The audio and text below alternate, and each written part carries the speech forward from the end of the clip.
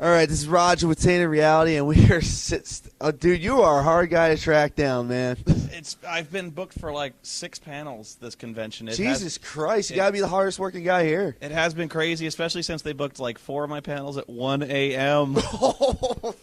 Anyway, sorry. Noah Antweiler, the Spoony one from the SpoonyExperiment.com. So let's get down to brass taxes. What is a Spoony Experiment? Spoony Experiment is really just me talking about whatever the hell I want. Mainly what I do is I talk about all the horrible games and movies that I grew up watching. You know, stuff as good from like RoboCop and Big Trouble in Little China, stuff like Highlander, and how it's evolved over the years. And so it's really not localized to anything in particular, but anything that just kind of made me mad, and anything that nerds are interested in and geeks like to talk about.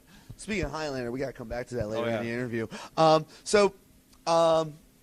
Your name, Spoony one. What's the origins? Okay, there's a Final Fantasy game that you may remember. It was Final Fantasy II in the States, where there's a really strangely translated line where there's a bard walks in and he's going to marry this girl, and the girl's dead, and her father walks in, and he's really mad, and he starts beating him with a stick, and he yells, "You Spoony bard!"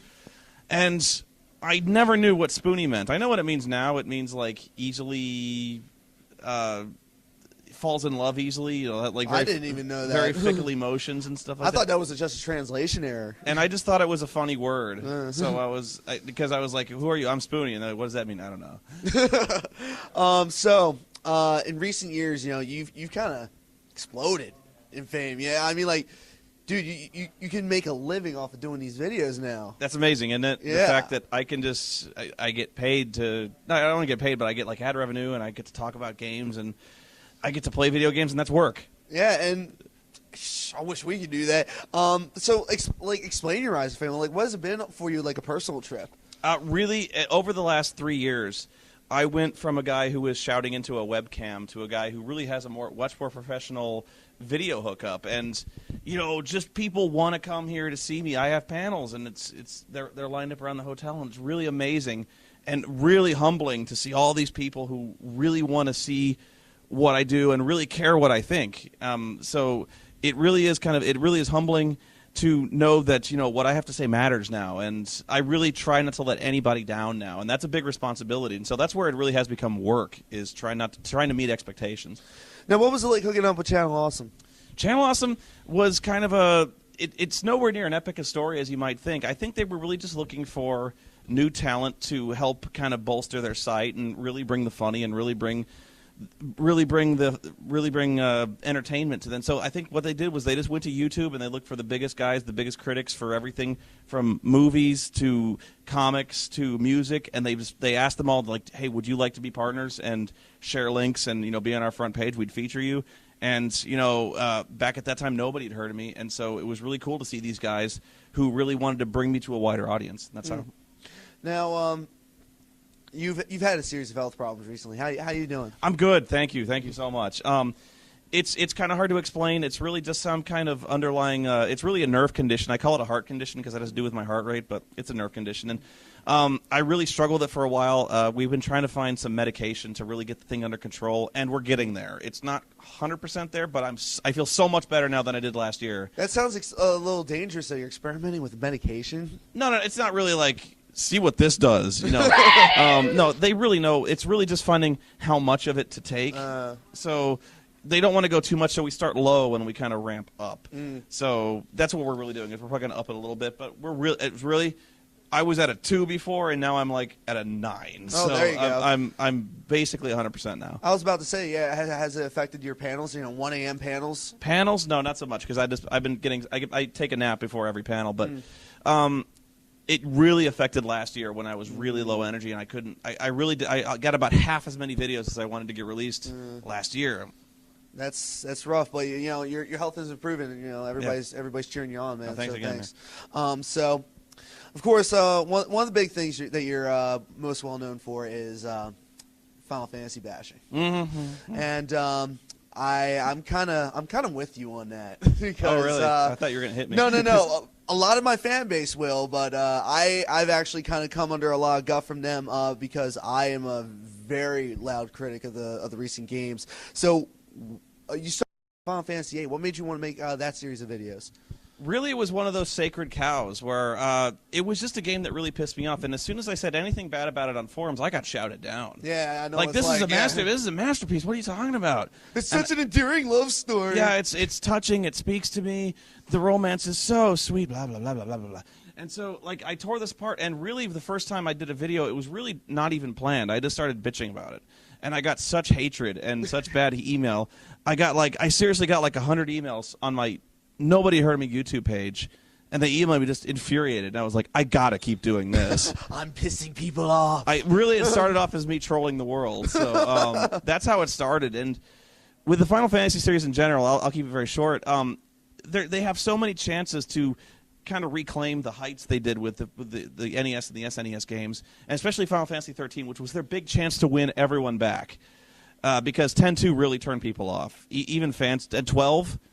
I even liked 12, but nobody else liked 12. I thought 12 was okay. It's just, I didn't think it was as mystifying as like 6 and 7. Yeah, but 13.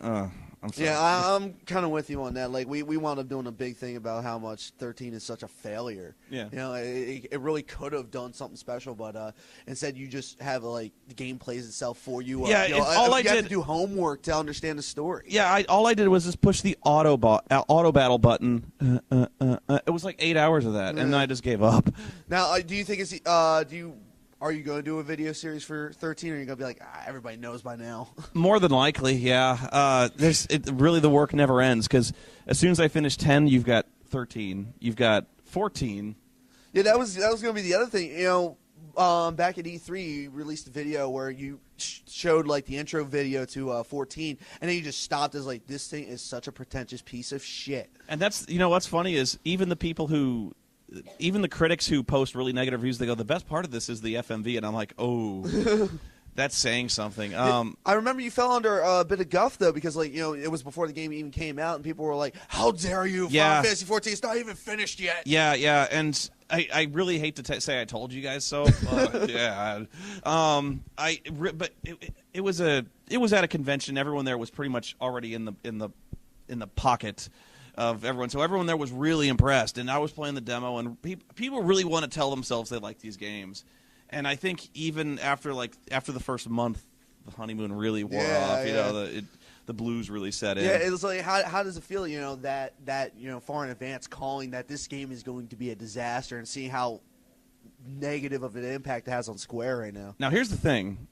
Somebody at one of my panels asked me, and this was a really good question: would you ever consider going back like a year after and seeing how the game has changed? Because so many MMOs changed so radically over the course of a year, especially this one, because they're basically tearing the whole thing down and rebuilding it because it's so bad, and they want to rebuild it for the PS3 launch.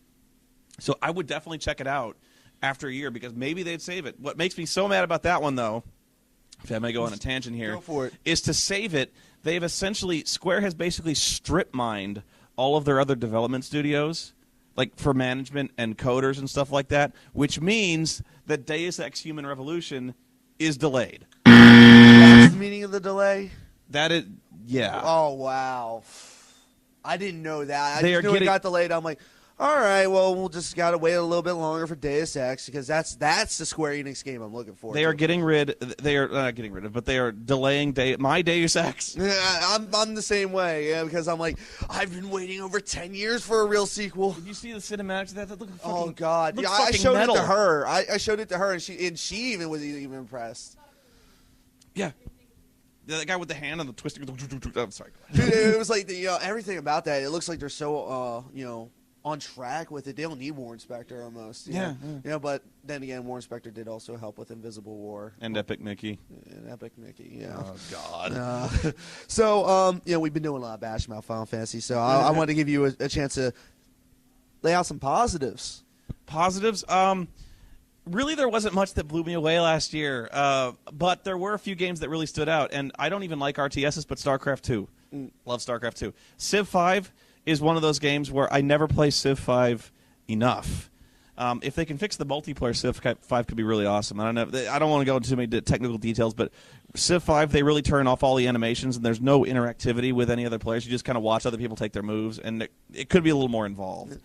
Now, I wanted to ask you this because we're at some point we want to have an all-star panel because we have an internet radio station. We want to get an all-star panel together to discuss the current state of Japanese gaming, and you're kind of spearheading that right now with your criticism of Final Fantasy because, like you said, it's held on such high acclaim. It's like godlike. And you were the first guy to come along. One of the best images I ever saw, I'll let you get to your question, I'm sorry, but one of the best images I ever saw for Final Fantasy 14 was on the release date. They showed like these stores in Japan where they have these entire almost, I hate to call them shrines, but they really look like shrines of like just copies stacked to the ceiling, and nobody's there.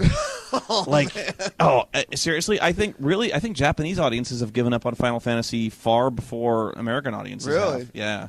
But not to bad. I really don't know all that much about Japanese gaming except for some games that are like Bayonetta, which I actually really liked.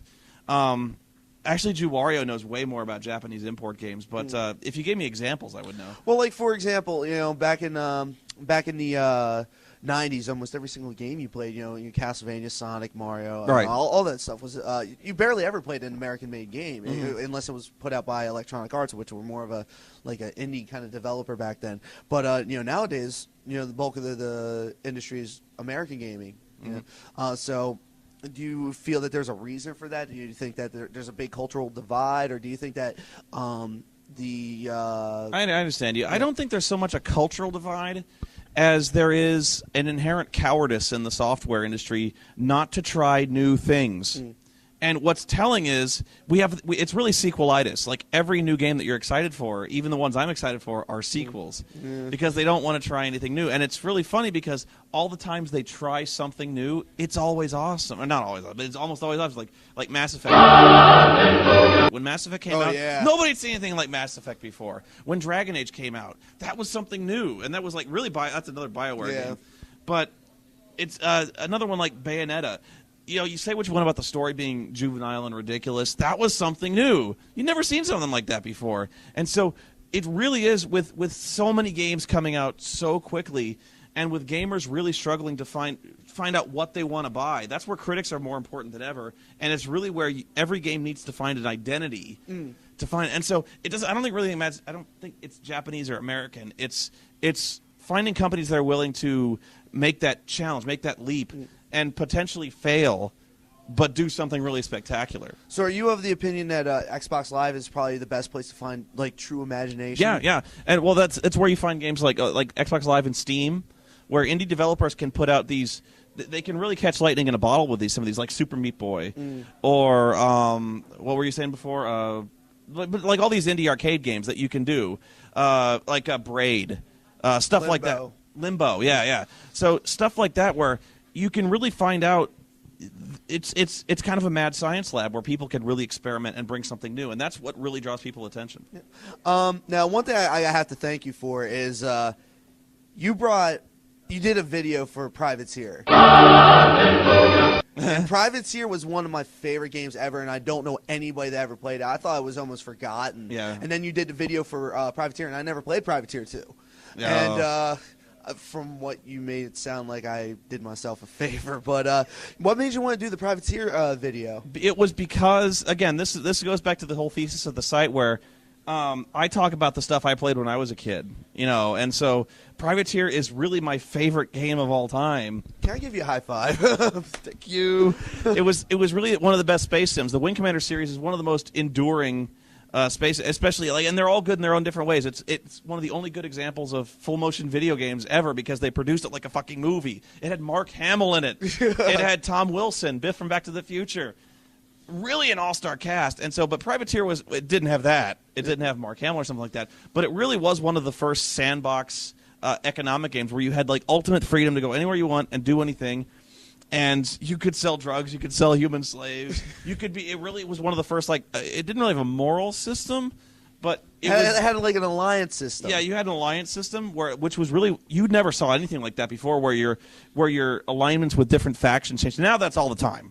You know, like now you have factions and MMOs and stuff like that, but this was like 1994. Well, like back then, with what Origins did, it felt more organic. Whereas like it feels like it's programmed in, kind of now. Like it's part of the game. You need to do certain things, but it felt more like in Privateer it was like your actions, your choices were what was doing it, rather than making a conscious like predetermined decision and selecting a menu bar. Yeah, well, Privateer 2 is one of those examples where it really was a great story, and completely ruined by complete lack of software testing, or at least they tested it, but whatever notes they got, they did not listen to at all.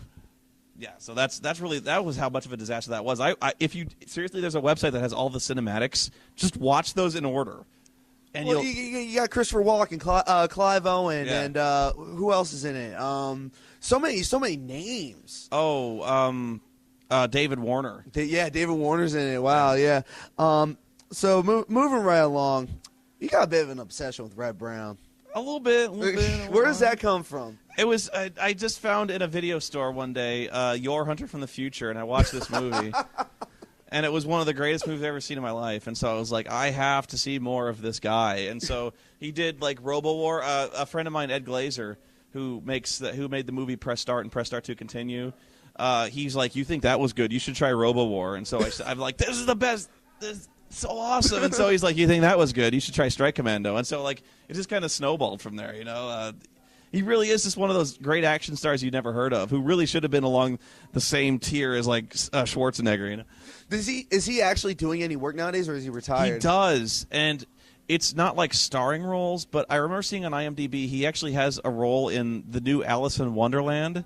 What? He's like some kind of he's like a spear carrier in Alice in Wonderland. So he's a back stock character. Yeah, he's like background.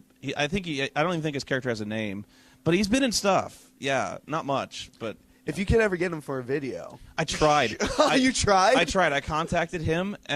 It was really hard to find. He actually works on some kind of like some other corporation now. So I actually kind of I moved heaven and earth to get his like private email, and he never got back to me. Then I called his agent, and his agent was like, Mr. Brown doesn't really have an interest in interviewing anybody regarding his film career, and if you persist, he says, if you persist, we will report you. What? And I was just about to write back, report me to who? Yeah. But I deleted it. I was like, at that point, there's no point. His agent is a dick. Dude, maybe that's why he hasn't really been doing anything prominent recently. Just background characters. I think he really fears that I'm going to make fun of him, like in first role in Space Mutiny or something like that. I so wouldn't. I love this guy. Reb, call me Reb. That's a casting call, if anything. I so wanted to do a thing where we do a crossover where he beats me up for my reviews. I would have made him look good. I wouldn't have been funny. I wouldn't have made fun. You would put some self-deprecation in and be like, no, totally. Kill me, please. Yeah. I want him to just burst. Hey, asshole. So one thing that you've been doing recently that I need to ask you. Apparently we're moving out of shot here. My personality. Yeah, he's kind of scooching close to me, and I'm like, I need to give him his space here. But thank you, camera lady. So one thing you've been doing recently, and I've kind of been trolling people with this because I think it's hilarious. Experience Beach. Experience Beach. Okay, if you know where that comes from, that's from the Star Trek VHS board game, which I just played. It's just one of those things I always remembered. And I don't know if I'm even going to continue with that because while it's funny to make like really painful fucking videos. It almost seems like a loyalty test for my fans. Like, oh, you like my site? Huh? We'll have this shit. And so there's kind of a fine line between that and YouTube poop. And actually, I hate YouTube poop. Really? Yeah. So it really is. I have worse, but I don't know if I'm going to put it on the site just because. You should put the absolute worst fucking shit that you could put on there that will make people be like, I'm done with Spoony. I could, but I don't want to drive people away. Round 2 with Avril Lavigne and fucking Metallica was bad enough. Oh, seeing her kill metal. I heard there was one worse, and I didn't know this. Snoop Dogg apparently sang All That Sad Remains. But True? Oh, no, you did Sad But True. Sad But True? Oh. Yeah, he did this really crappy rap version of it back in when he did the Icon for MTV when Saint Anger was coming out. Saint Anger. But was I'm awesome. actually going to switch over to Linkara's interview because we have a little bit of a lightning round that I don't have written on your interview right here. Okay. But we're going to give you a little lightning round real quick to finish up the interview, so we our fan base can get a little bit more of Noah's personality. Okay. First of all, as I open it up here, vices or guilty pleasures? Oh, geez. Well, if you don't know, Red Brand's one of my vices. That's a tough one.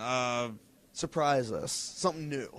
I really like the Mythbusters. What? Really? Yeah, you don't like the Mythbusters? Well, I like them because they explode shit. Yeah.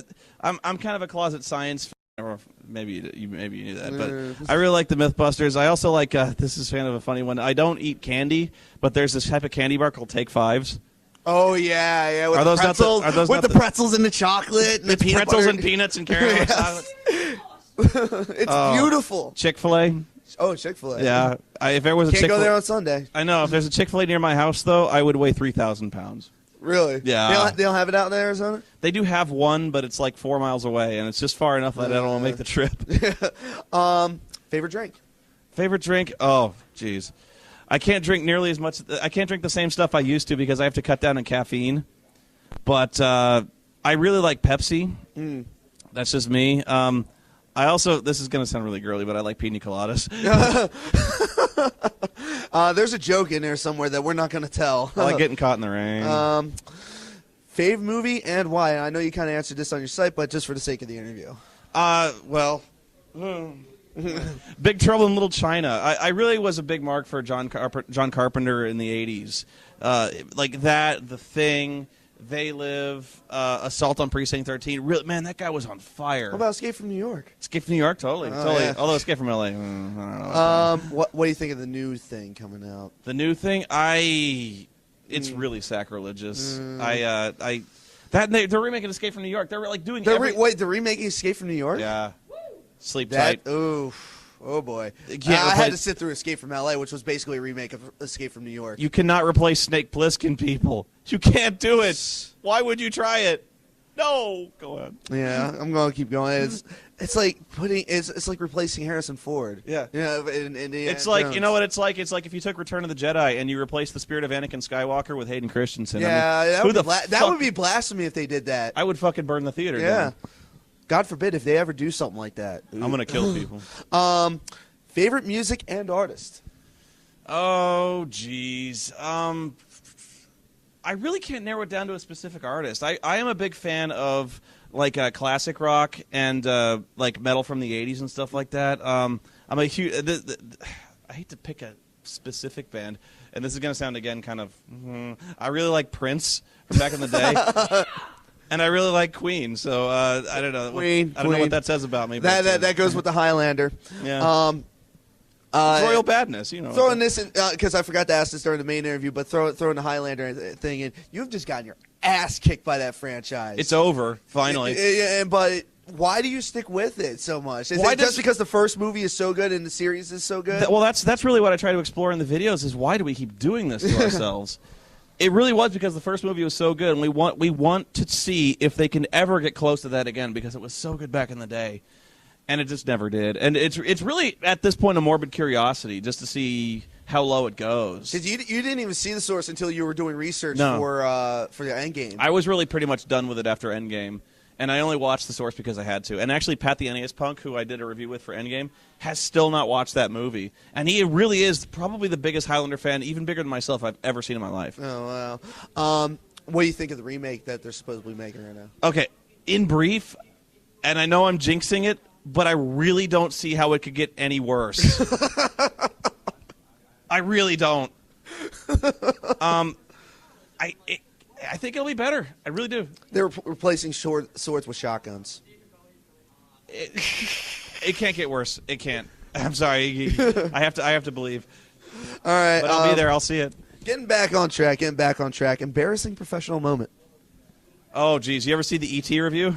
No, I haven't. Oh, yeah. Check that one out. That was the E.T. review is a review I did after I had all 4 of my wisdom teeth removed. Ooh. And the dentist actually botched the last tooth and shattered it.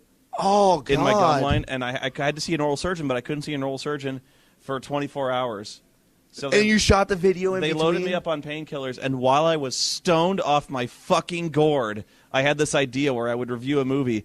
I have no memory of making this movie except for the fact that I was literally like spitting blood up into the sink every 45 seconds. Oh, God. I remember when I had my wisdom teeth removed. I was watching The Phantom Menace, and I fell asleep in the middle of it, and I wake up, and there's this river of saliva and red just trailing down my bed. But the climax of this, I shot it in the style of an Apocalypse Now parody, down to the point where I start dancing in my underwear and punching a TV. Yeah, that's pretty much a low point. Yeah. Crowning professional moment. Really being able to finish Final Fantasy VIII, because that was the last review I shot when I was still living with my parents. Oh. Because I blow the house up, and so that was the first. That was really a transitional point. That was like the end of the first year, really, or the first season, so to speak, where I finished like the first major review I did. I finally got out of the house, and it was done. And so it really marked the point where I moved really to kind of doing this for a living, where I was doing this as a professional.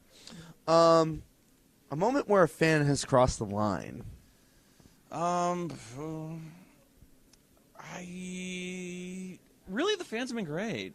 I can't think of anyone who really did anything that I considered skeevy or gross or something like that. Nobody sent me anything that I considered.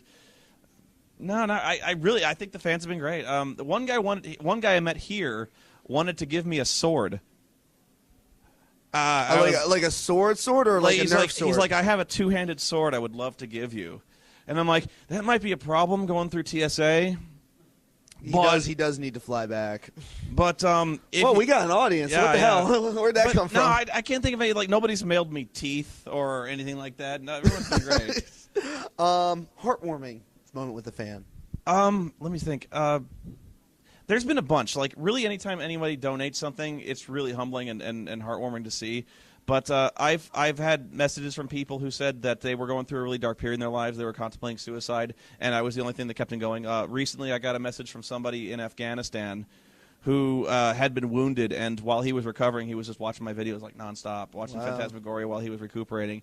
And it was, one of those only things that kept him going. And so he was really grateful, and he wanted to thank me. And so apparently it really is good to see that I can cheer people up. And really, if it's worth it, I mean, it's worth it just to see if I can improve somebody's day even slightly. So it really is great. And getting down to the end here, professional goals. Professional goal. I would love to one day actually write and make a feature-length motion picture. With Red Brown. With Red Brown, if possible. I have no idea what form it'll take yet because I'm so busy, and I'm so happy doing the reviews. But one day I am going to make a movie, and I'm going to try to get it in theaters and get it fully. That would be amazing. So it's going to be awesome. And one final message to your fans. Hey, everybody! Thanks so much for supporting me and supporting the site. You really are what keep the site going. And I do this for you guys. I do it to make myself laugh, and I do it to make you laugh. And so as long as you guys keep laughing, and as long as you guys love what I do and are interested in what I have to say, I will keep making those videos. So it's all for you. All right. Thank you very much, Spoony. And, yeah, great to finally actually speak with you. Oh, it's my pleasure, man. Thank you. Greetings, plebeians. This is Dr. Insano from the Spoony Experiment. You're listening to Tainted Reality, or when I take over the world, it will be the